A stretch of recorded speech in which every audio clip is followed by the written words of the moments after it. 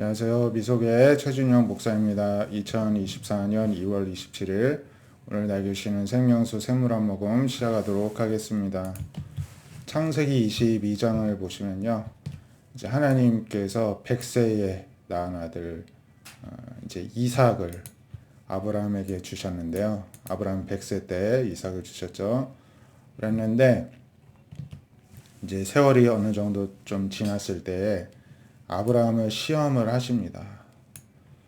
아브라함아 이제 부르시면서 하나님이 너의 아들, 너의 사랑하는 독자 이삭을 데리고 모리아 땅으로 가서 내가 너에게 일러준 한 산 거기서 그를 번제로 드리라 이렇게 말씀하십니다.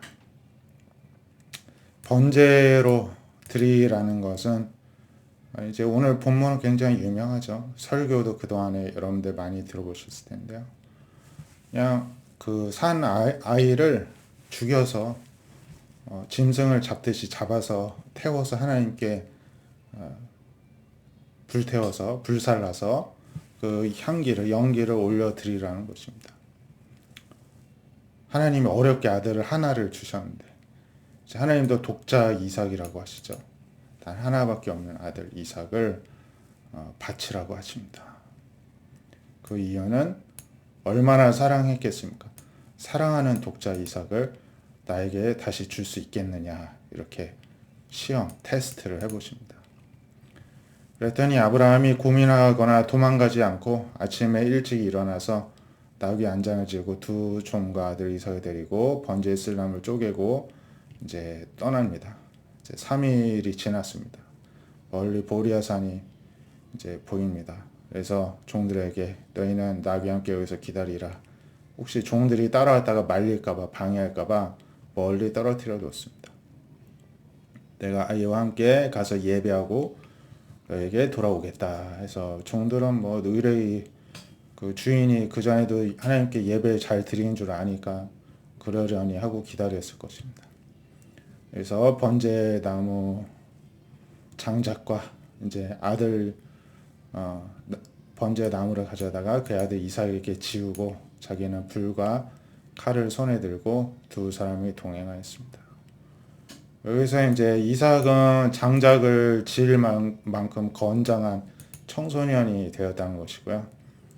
아버지 아브라함은 노쇠하였기 때문에 상대적으로 가벼운 불과 칼만 들고 갔습니다. 아무 말이 없었던 것 같습니다. 이삭이 먼저 말합니다. 내 아버지요. 이제 아버지 하고 부릅니다. 그랬더니 내 아들아 내가 여기 있노라. 그랬더니 불과 나무는 있는데 번제할 어린 양이 어디 있습니까? 이제 이상하다 싶어서 묻습니다. 이제 번제할 어린 양은 하나님이 자기를 위해 친히 준비하실 것이다. 이렇게 믿음으로 이제 아들에게는 안심을 시켜주고 갑니다. 그래서 일러주신 곳에 가서 제단을 쌓고 나무를 버려놓고 이제 아들을 결박하여 묶었습니다. 제단 위에 나무 위에 놓고 손을 내밀어서 칼을 잡고 아들을 잡으려 하였습니다. 근데 이삭은 묶여 있는데도 도망가지도 않고 또 잡으려니까 또 잡힌 채로 가만히 있습니다. 그랬더니 여호와의 사자가 하늘에서부터 불러서 아브라함아 아브라함아 다급하게 부르면서 내가 여기 있나이다. 그러니까 말리시죠.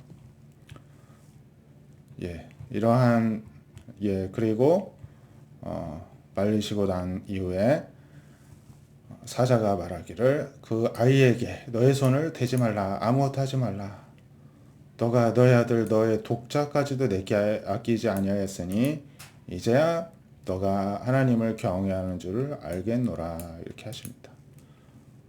그러니까 여기서 우리가 배워야 될 게요. 사랑하는 하나뿐인 아들 독자까지도 아끼지 않기를 하나님 바라신다는 거잖아요. 그러니까 이런 시험에 말려들지 않으려면요. 미리미리 마음에서 하나님께 떼어 드려야 되는 것입니다. 하나님만 오로지 대부분 내 마음에 가득 차도록 채워놔야 된다는 것입니다. 가족들은 서운할 수 있겠죠. 하지만 하나님이 그걸 바라시는데 우리가 어쩌겠습니까? 그게 우리의 살 길이고 축복의 길입니다. 아브라함이 이제 눈을 보니까 순양이 있었습니다. 수풀에 걸려 있었습니다. 그래서 아들을 대신하여 번제로 드렸습니다. 그 땅의 이름을 여호와 이레라 이제 하였으므로 오늘날까지 사람들이 이러기를 여호와의 산에서 준비되리라 이제 하십니다. 이 순양은 하나님이 미리 준비를 하신 거죠. 아들을 대신하여 이제 죽었습니다. 이 순양이 상징하는 건 예수님이시죠. 하나님은 우리가 수요 성경 공부 때 공부하였지만 하나님은 아브라함에게 아들을 잡지 말라 하시면서 자신의 아들 독생자 독자 예수님은 이 순양을 잡듯이 잡으셨죠. 십자가에서. 그리고 똑같이 아들을 내어줘 본 그러한 아픔을 겪어본 아버지들입니다. 그래서 아브라함을 가리켜 다른 곳에서 하나님이 나의 벗이라고 표현을 하시는데요.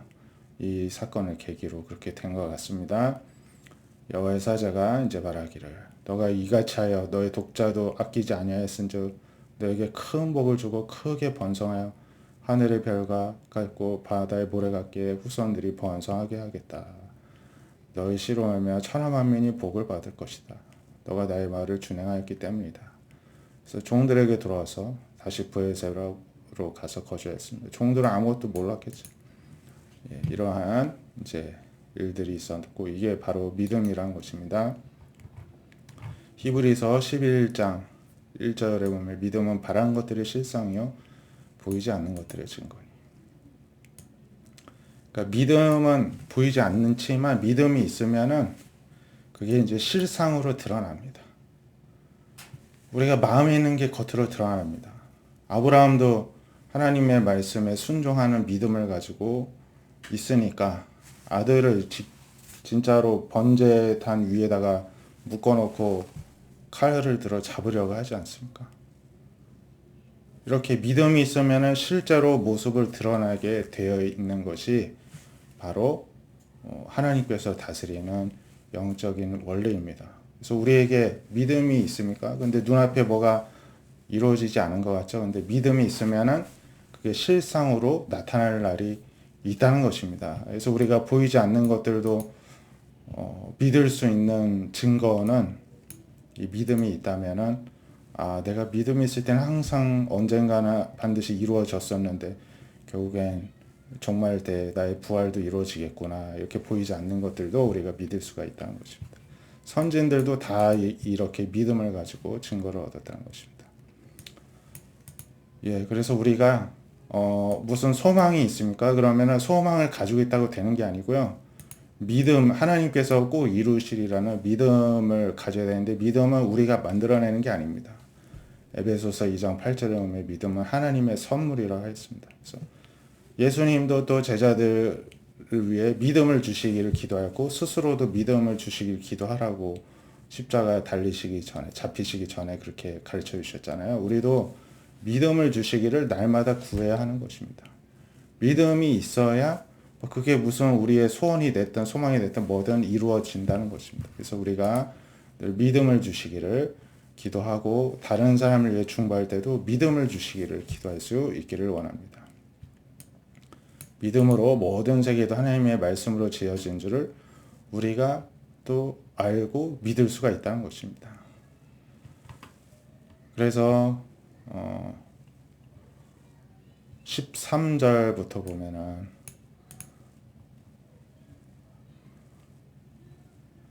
이 사람 여기 보면은 8절에 아브라함도 나오죠. 아브라함도 부르심을 받았을 때 아무것도 없는데 그 믿음 하나만을 가지고 순종하여서 결국에는 갈 바를 알지 못하고 갔다가 그 약속의 땅, 축복의 땅에 들어가게 되었다는 것이죠.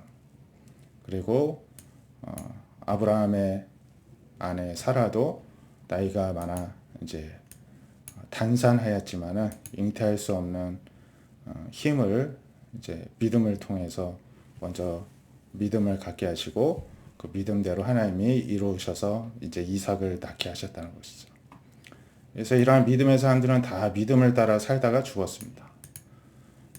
약속을 받지 못하였지만은 그것을 멀리서 보고 또 환영하고 기뻐했습니다. 왜냐하면 나의 이 작은 믿음도 이렇게 이루어졌는데 아브라함에 주셨던 그렇게 후손들이 하늘의 별처럼 바다의 해변의 무수한 모래처럼 그렇게 수많은 후손을 주시겠다는 약속도 이루시겠지 하고 기뻐하였다는 것입니다.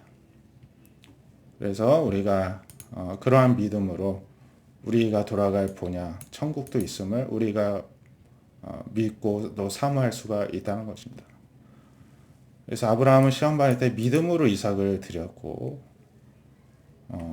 그는 약속들을 받은 자였지만 그 외아들을 드렸다는 것입니다. 하나님이 이 아들을 통해서 수많은 자손을 주시겠다고 약속하였지만은 당장 이 아들을 달라 하시지만 그 모든 것들을 하나님이 어떤 식으로든 이루시겠지 하고서는 바쳤다는 것입니다. 그래서 하나님이 이미 말씀하시기를 너의 자손이라 칭할 자는 이삭으로 말미암으리라 하셨기 때문에 하나님이 이삭을 지금 죽이라 하셨지만 이삭을 또 죽은 자 가운데서 다시 살릴 줄로 믿고서는 그대로 그냥 하나님께 드리기로 결정하고 실행에 옮겼다는 것이죠.